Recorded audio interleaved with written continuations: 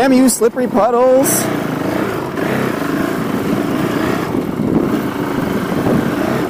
Well, I now just realized I should have gone for a pee on that brake, but I didn't. As I got back on the bike, I said, oh crap, we had to pee.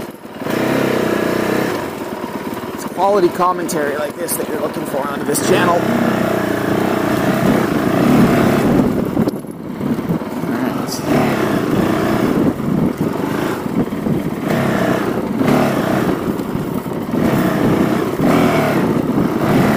I should almost be one gear higher for this stuff, but it's all a lie. It's going to be some nasty corner with some freaking stumps coming up or something, and you're going to be doing like 60 kilometers an hour, and you're going to poop your pants. I mean, should have stood for that.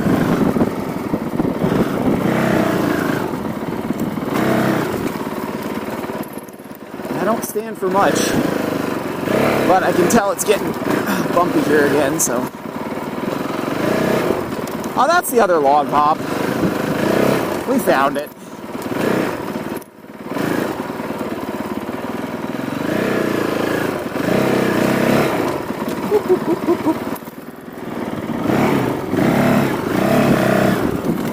Whoa.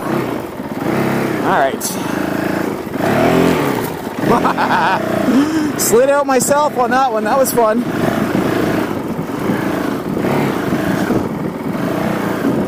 Didn't quite have the momentum on that.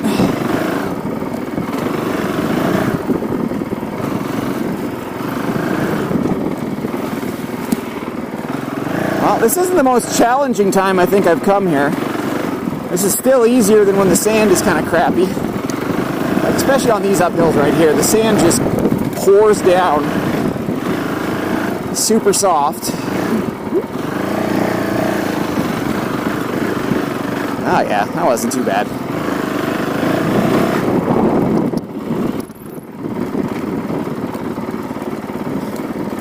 Like, I mean, realistically, challenge is a relative thing. Also depends on the bike that you're on and stuff. The 450L here is the weapon of choice for me, at least for this year. I can't see changing next year either. I'm really bad for just buying whatever Honda comes out with, though.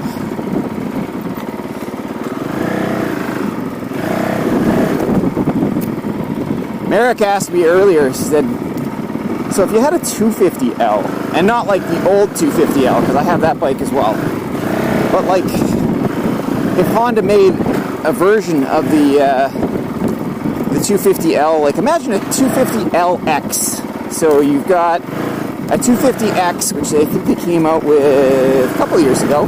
The newer fuel injected, different one. So you get a 250L. Almost whacked a stump there. Pay attention.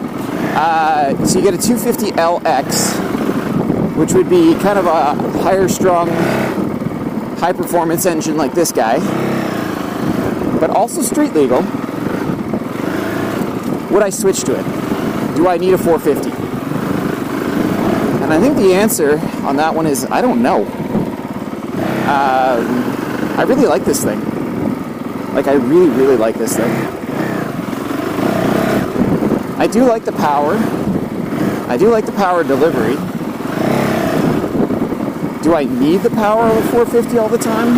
Absolutely not. You can kind of hear the engine's basically idling almost all the time when I'm riding this thing. I'm just a little bit above idle in second gear most of the time, I guess, on single track. Oh, there's a stump to bunk. Or a little stick. Quarter's tight. So the question is, what would you get with a 250X or LX? Let's call this hypothetical bike the LX.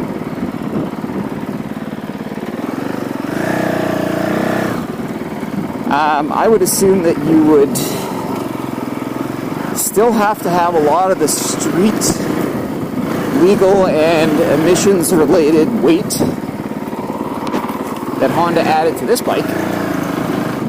Like, people kind of freaked out when they saw that this bike was 280-ish pounds, 285 or something like that.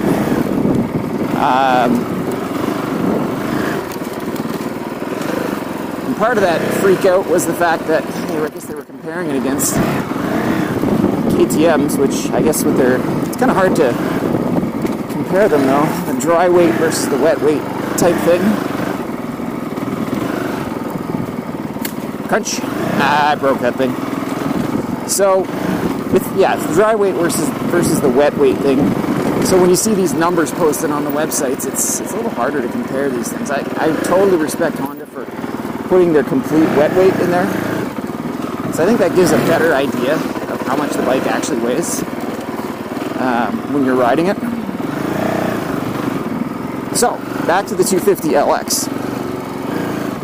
It's a good idea, but what's Honda going to do to make it lighter than the 450? Like, you have the difference in the engine casings and the weight.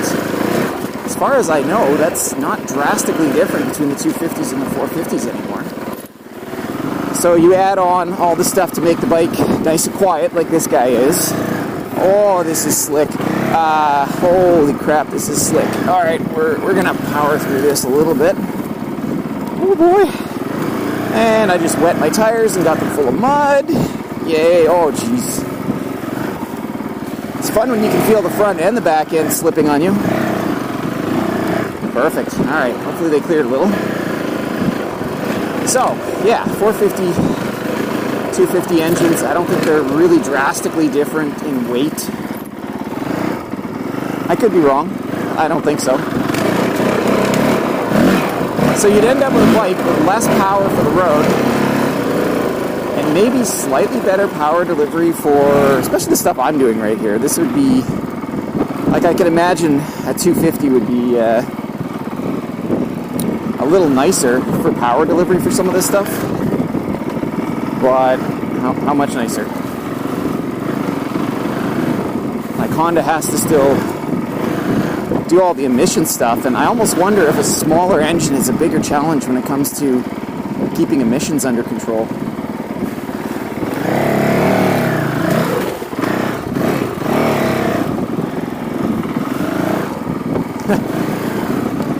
The most technical part of this Millennium tract is getting in and out of it.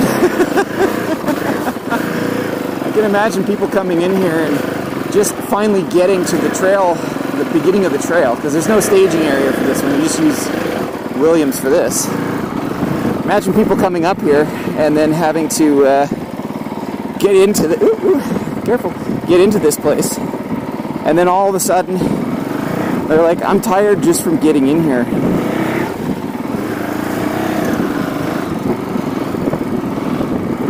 My advice to those people, maybe get an easier bike to ride. You do not need a high-performance bike for almost anything.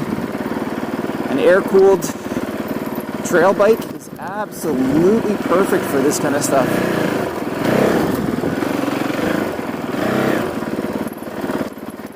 Says the guy who had the multiple high-performance bikes sitting in his garage. Yes.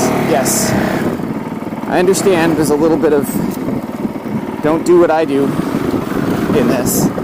And I did sell the 250X, the two-stroke. I love that bike. It was such a good bike. That was so great. But kicking it, no fun. Kickstart is no fun. But on the flip side, I really didn't stall it as much as this thing, so we gotta figure out, I think we can go through this way right here. Yeah. That was the way through that we were supposed to take. There we go. Alright. Woo, woo. Yay! Okay, I took the muddy way through here. Absolutely. I have made my choices. I must stick to them now. Alright, back to standing up. So, prediction. I don't think Honda's going to make it 250LX unless they could figure out a way to make the power delivery drastically better than the 450, make it more reliable than the 450, which, again, they're working against a few laws of physics on that one. Make it drastically lighter. Again, laws of physics, but I don't think they're working in the favor of that bike. So,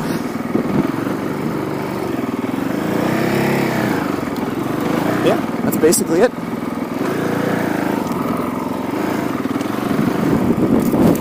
There is no 250LX. 250X would be kind of cool. Because we have a thing. We have a thing going on in Ontario right now where we might be able to get the green plated bikes legal on the roads to go trail to trail. And for me, that is perfect. That would actually let me get to pretty much most of my trails on this side of Highway 400 without breaking the law, which is the important thing. We don't want to break the law. That's why we have a blue-plated bike right now, and we pay an enormous amount of money of insurance for it. Because, you know, blue plates are expensive. So blue, if you're not from around here, blue means street legal, and green-plated bikes are the off-road only bikes. The assumption is that green plates don't go on any legal roads, so therefore they're not a big concern for the types of insurance things that you have to deal with road legal stuff. We are going to cross as soon as this vehicle goes away.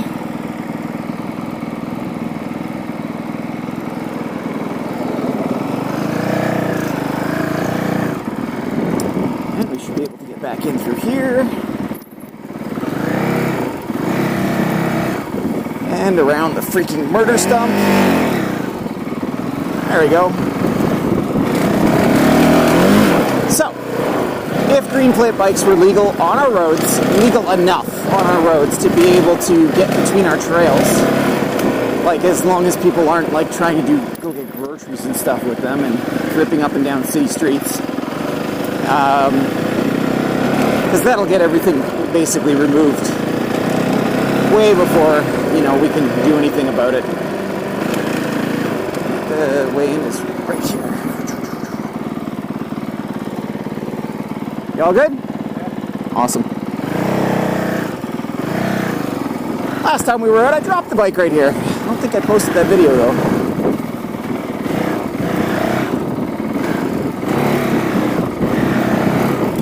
Like, this used to be really grown in. I think someone came through here with a bush hog, cleaned it up.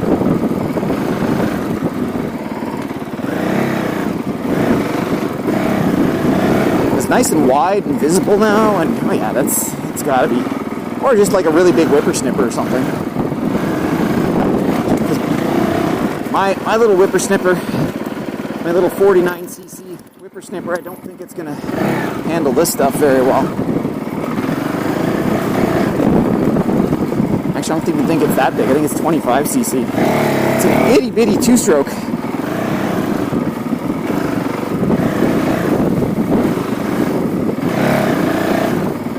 See, once we get to Williams, things are a little drier today. Go a little faster. Tiny bit faster, not much. Still don't want to whack a stump or anything. It's the pretty bad day if you whack a tree or a stump. So anyways, legal green plate bikes. Big stump in the middle. What would I do? What would I do with a legal green plate bike? I don't know. If the X lineup is kind of anything like this, why would I get a 450X? Because it's very similar to the 450L. Would I get a 250X? I don't know. That probably feels kind of similar to the 250FX I tried when Merrick had his earlier this year. So a 250FX, it was good. Like, I mean, it was nice and light and stuff like that, and it was definitely lighter than this thing. You don't have to worry about how you wind your way through the trees as much with momentum and stuff as this guy. I really like driving this thing. And I really like just being able to rip out onto the road and, you know, like, go get gas or, you know, like, oh, go pick up supper. You know, if I got my backpack on, maybe I can pick up something small. I'm thinking about putting some full luggage on this thing, but I think that's kind of against what I do back here. Full luggage doesn't make a lot of sense.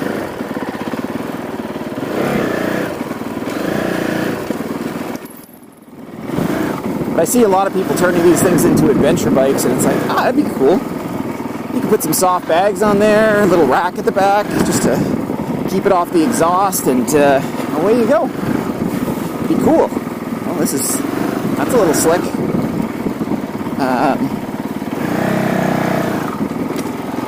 Then again, like, you don't want to be even putting a rack on the back if we're going to be doing single track. That's just extra weight for nothing. A little bit of extra weight wouldn't hurt this bike, I don't think. It's already in the 280-pound range. Like, I'm not sure that would be so bad. But with the green plate thing, I actually have a choice. I could go completely to actual dirt bikes with actual dirt bike tires and not DOT legal tires. You know, just get something that's mud rippers. You know, something nice and soft, with great big knobs on it. Not that these AC10s are bad, though. They're just pricey. You can get cheaper things than this in the dirt bike world.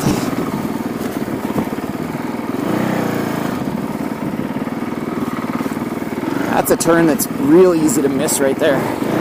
End up inside that swamp back there. And honestly, I don't see a lot of people or tracks down this way right here, so I don't know if people are using it very much. Maybe they don't know it exists. Maybe it's, well, it's kind of sketchy and stuff. Not sketchy, but I mean, it's like muddy and soft. And see, I'm just hitting the bad stuff. Because I honestly don't know how deep some of these puddles are, so I'm just hitting them. That was a big rock.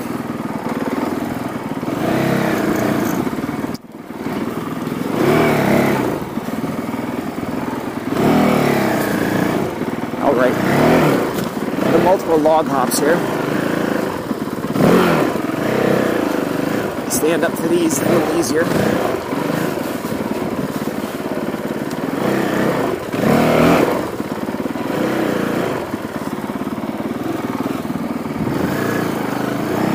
And that corner was slow. There we go. See, like, that was not a point where this bike would have ever stalled in the middle of summer. But I just whacked that throttle open and we just didn't have enough, and boop, it stalls out. We're going to try to stay out of this stuff, but we're not going to have a choice because we're going to have to go up over here. Oh, God. Okay, that wasn't bad. It's not deep.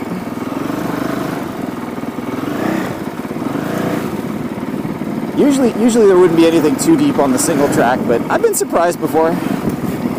I've been surprised a couple times.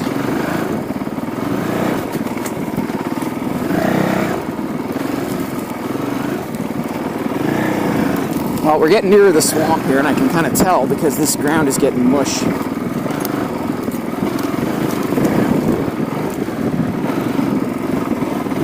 This is another trail I don't think anyone's using right now too much.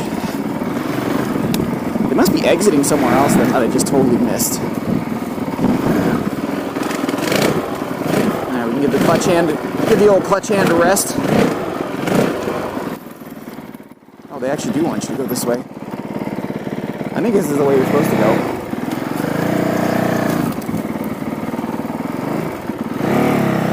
Oh, this is the old road around, yeah. Around the actual muddy section here. That nobody uses because the muddy section's really not that bad.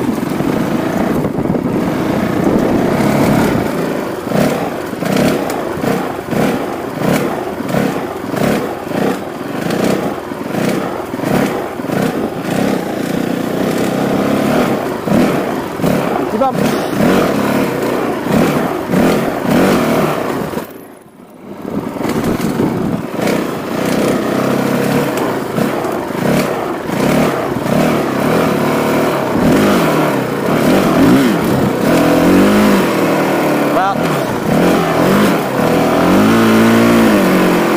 Judgment going on here.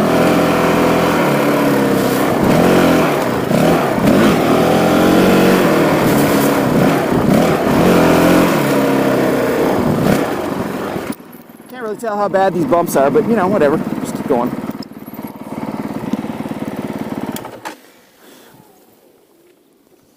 Good? Yeah.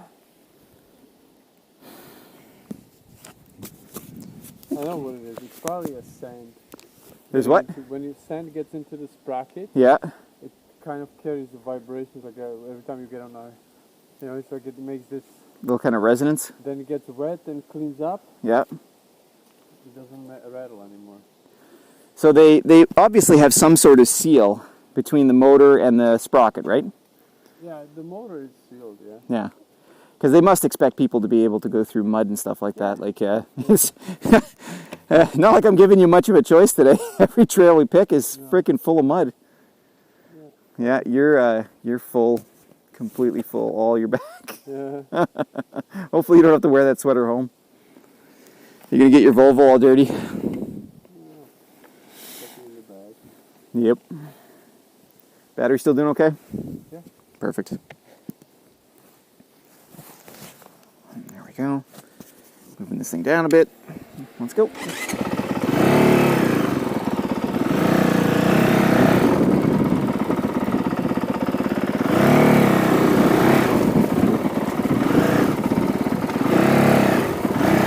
So, I think we must have had a little bit of leaves falling down on this thing because it's doesn't look like anyone's been down here, but well, yeah, maybe because the leaves are displaced a little bit. I would say if there's people down here, it wasn't many.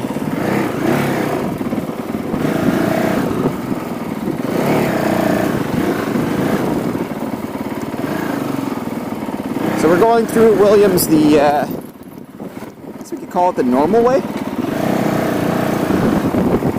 And to be completely honest, I don't think I've ever been through this place the normal way. Every time I come through, I'm usually doing it backwards, I think. Because I come in through the railway tracks.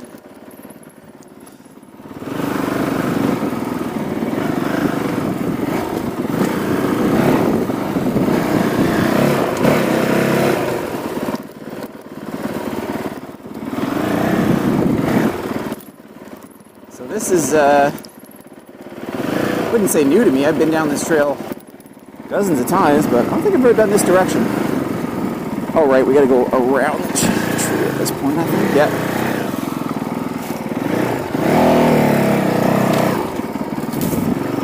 Big down tree. Yeah, he's okay. Eric's always okay. He keeps up to me just fine. But I'm not really pushing it today.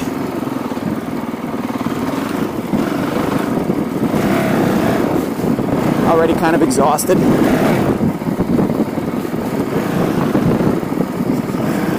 Ooh, big puddle. Okay, so that was actually shockingly deep for a little puddle on the trail. Felt my front wheel actually drop a little bit on that one.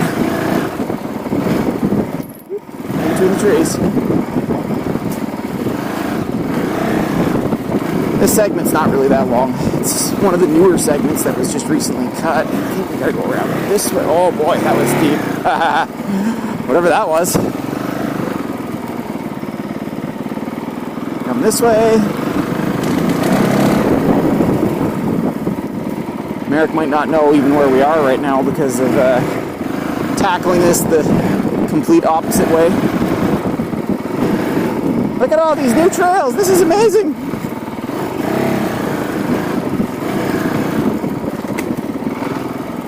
Now he's getting really good at remembering a lot of these places as well. I mean, it's just constant exposure to this stuff. Eventually you start remembering everything.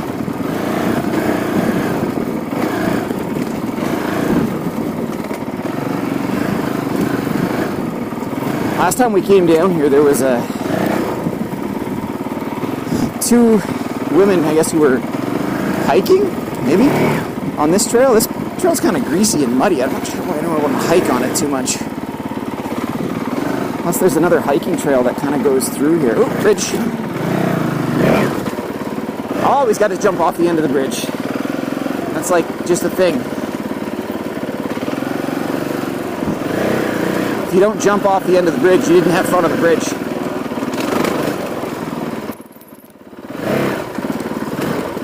Oh, that's actually more challenging from this direction. That's cool. You have to figure out a way through some very narrow logs or roots. A narrow path through the roots.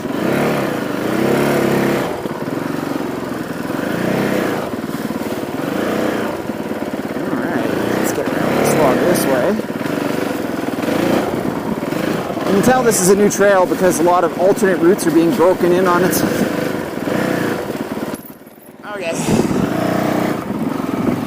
I saw another single track trail there. I don't know where that one goes.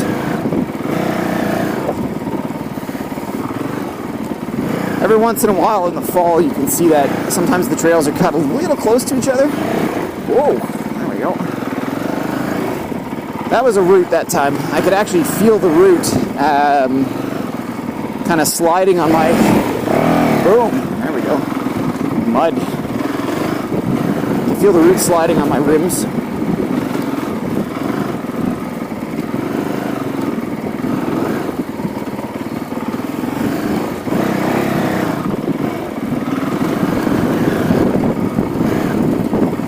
So even the 250X, getting back to that whole RL, RX, XL, whatever. So the 250X by itself, great bike looking, looks great, but it's still kind of the same tall thing that this thing is. So I think my right answer is to do exactly what I'm doing right now, which is waiting for one of those trail bikes to show up, the 250F, as in the 4-stroke air-cooled one. And then every time I go out, I just decide, do I want exercise or do I want the no-brainer experience? Because this bike's definitely some exercise. Air-cooled bikes are not really, say, all that hardcore. They're just kind of short. They get over everything. You just can't go very fast with them.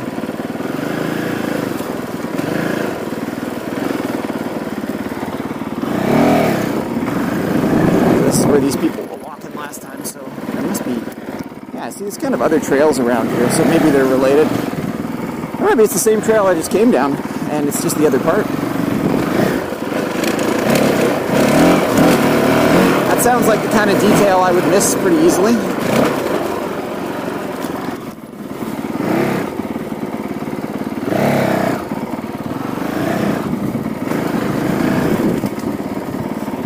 Not the kind of thing that we really pay attention to, I guess. Ooh, swishy.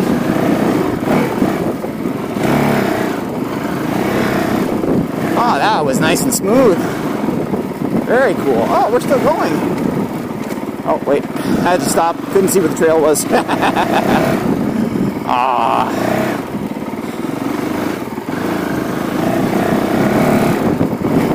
Feels like when you're playing one of those skateboarding games and they tell you you're chaining stuff together.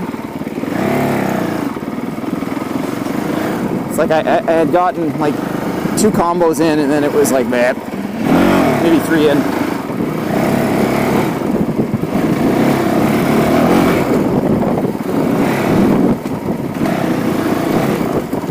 So I kind of, I'd say I'm a bad enduro rider. Because a lot of the guys who do enduro, step 1 is never sit down. You're supposed to be standing up for the entire thing because it makes you less tired. And step 2 is you're either on the brakes, you're on the gas, and you're never coasting. I kind of like to coast once in a while. Deliver some power, pull the clutch in, let it get me through some stuff. I use coasting as my main technique for getting over logs and things. Because I find that any other way requires you to be giving it gas or stalling out, take your pick. And if you want to give it gas to get through a section, God damn, this trail's really hard to see. And I can tell, just based on the camera, I'm going to guess that you guys are seeing just nothing but leaves, which is going to make no sense whatsoever as to the lines that I'm picking, because it's nothing but leaves. Except right here, this is obvious. Maybe not, no, it disappeared again. Trail likes to disappear on me. Pretty normal for fall.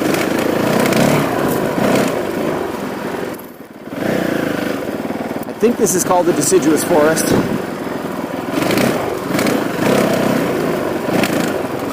So you get lots of trees with leaves.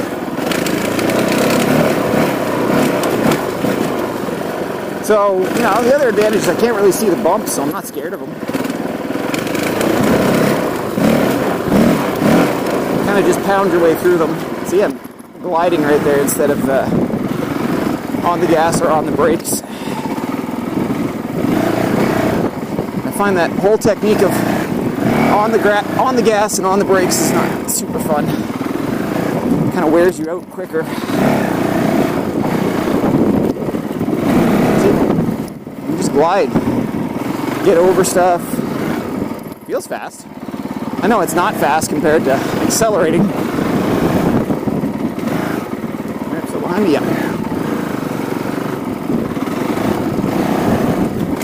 Haven't done a Merrick check in probably like 10 minutes, but that's the kind of confidence I have in them. It's fine.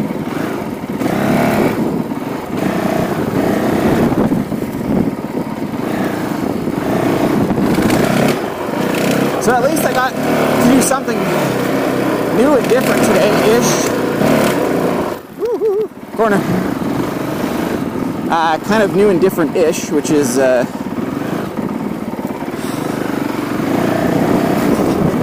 doing some of these trails the right way. The normal way.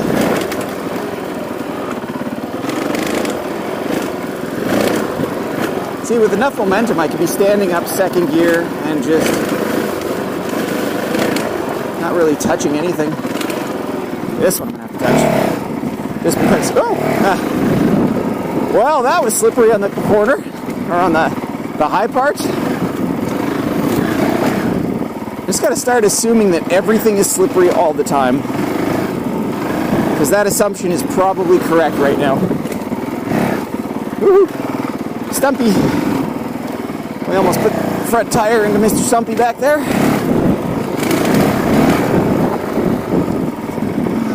Go. This kind of flows nice. Oh, a little bit. Oh, I know this one.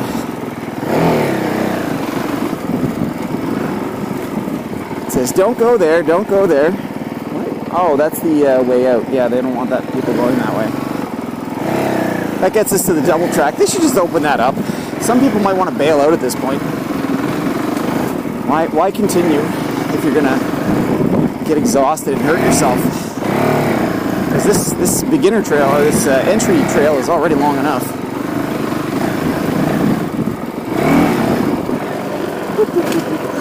Alright. Put a foot down on that one.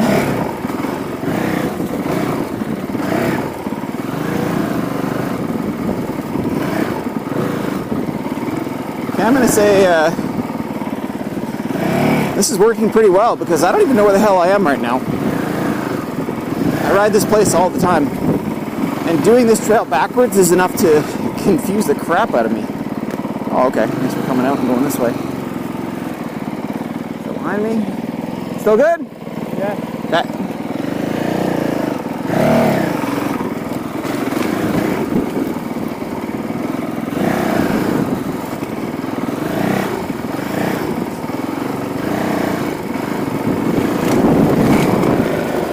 This is confusing enough. Like, I can tell where I am. just looks so freaking different compared to the way that I normally go through here. Oh, we almost stalled out. Felt that. Now this I recognize because this is the old trail. There's nothing too fancy about this one. Except that this is actually kind of muddy and yucky now.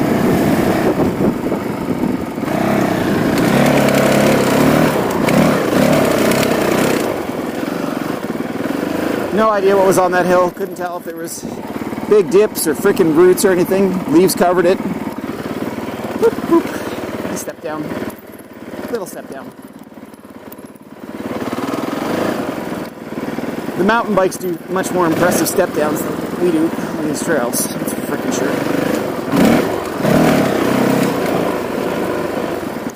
I wouldn't want to be dropping a few feet on this suspension. It's really designed to be planted and compliant, not hoppy. Oh no, we're going this way. We're gonna go this way. This gets us down to the mud hole.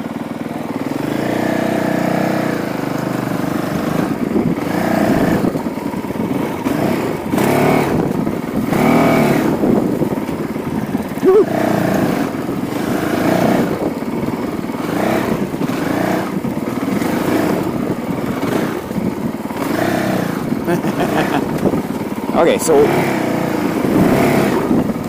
kind of getting a little wishy-washy on this stuff right here too.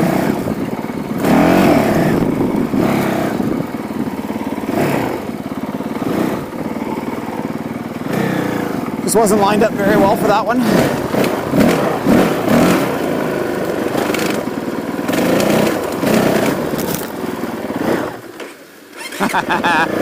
All right, that's stall number 3 or 4.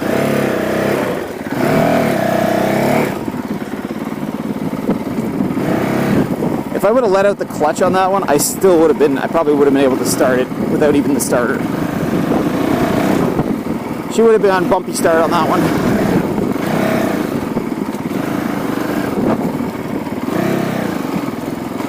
And there we are.